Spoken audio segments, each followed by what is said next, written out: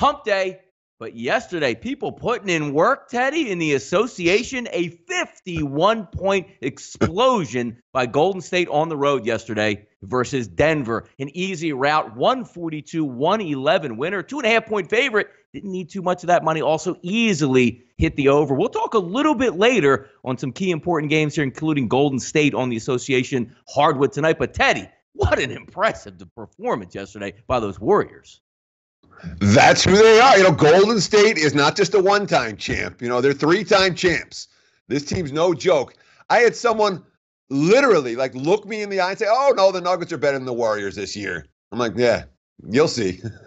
Golden State. And again, last night was really easy. The 51-point first quarter, when you're raining in 10 threes in a quarter, you're likely to have both point spread and straight-up success. But Warriors now back to their deserved position with the number one seed in the Western Conference. They played like they were on a mission last night. The Nuggets played like they were pretenders, not contenders, which is what they are.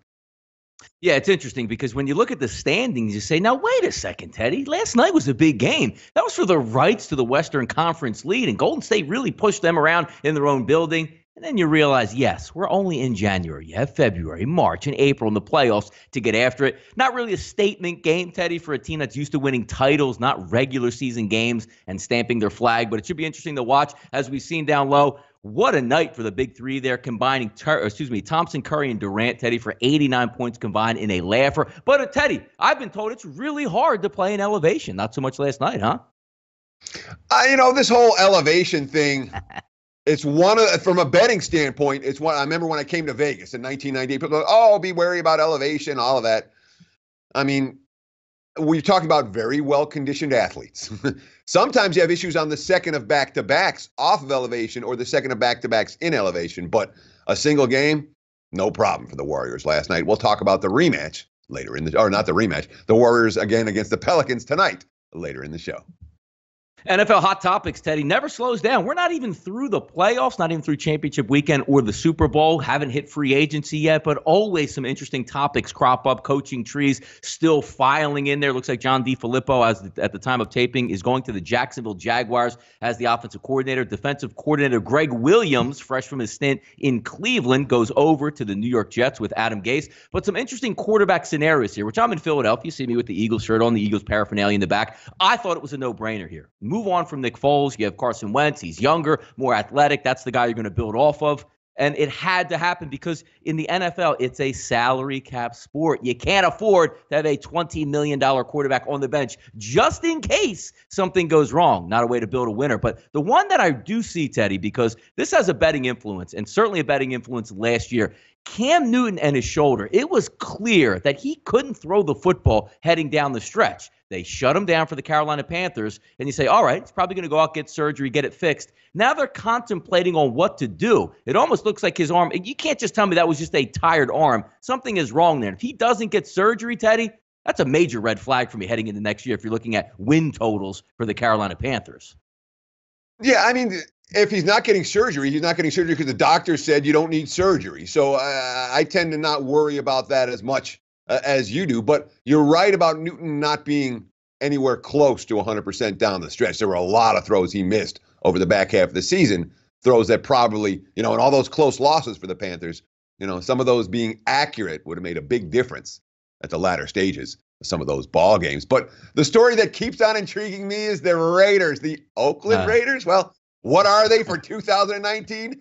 Nobody knows who they are in 2019. Where will they play? Now they're talking about Levi Stadium and AT&T Park.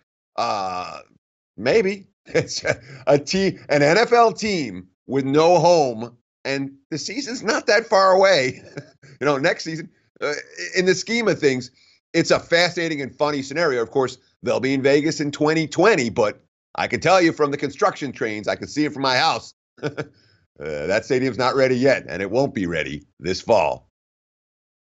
Teddy, I got a question for you with the Oakland Raiders. Now, to me, it's one of the more prominent fan bases because of the illustrious, dating all the way back to Al Davis, the swashbucklers, the renegades, coming in from the AFL to the NFL. Al Davis, I can't count on my fingers and toes of how many times that Al Davis has sued the league. What makes this really interesting to me is if you stay in Oakland, if you don't stay in Oakland, Like, you go to San Diego, it's amazing. Is there any shot here? Because I know it's, completely far-fetched. You're going eventually to Las Vegas. No way they can make it happen out at Boyd Stadium and just for 1 year so they can avoid the embarrassment of the NFL. I mean, look, we're talking about maybe an option to play in San Diego. How hilarious would that be for the Raiders to take up at Qualcomm out there? That would be amazing. Yeah, Sam Boyd Stadium is not an NFL stadium. And they were talking about the renovations needed just to make it fit the NFL specs for things like locker room size would be something in the range of $100 million. And that stadium's going to get torn down immediately after the new Raider Stadium gets finished in 2020. So putting $100 million into Sam Boyd is not going to happen. It's not a realistic option. The Raiders will not be in Las Vegas in 2019.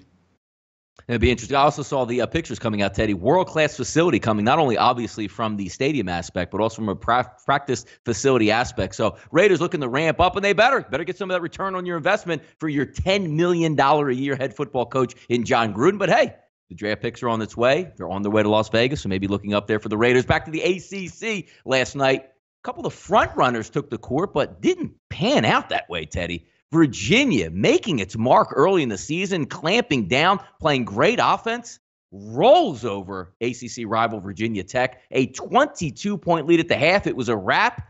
Boy, I'll tell you, Teddy, looking at every single team right now in college basketball, can't be any more impressed than what Virginia's doing at this time.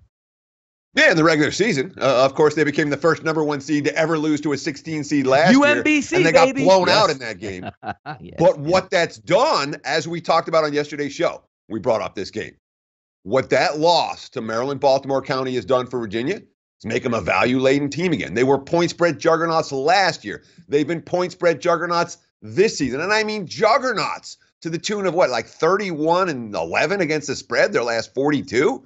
Maybe a couple of pushes in there, but the Cavs, the gift that keeps on giving for those who have backed them, their slow pace style does not attract public bettors, and therefore they've held their value for a very, very long time and continue to hold value even at this late stage after another huge point spread run and another big blowout victory over Virginia Tech.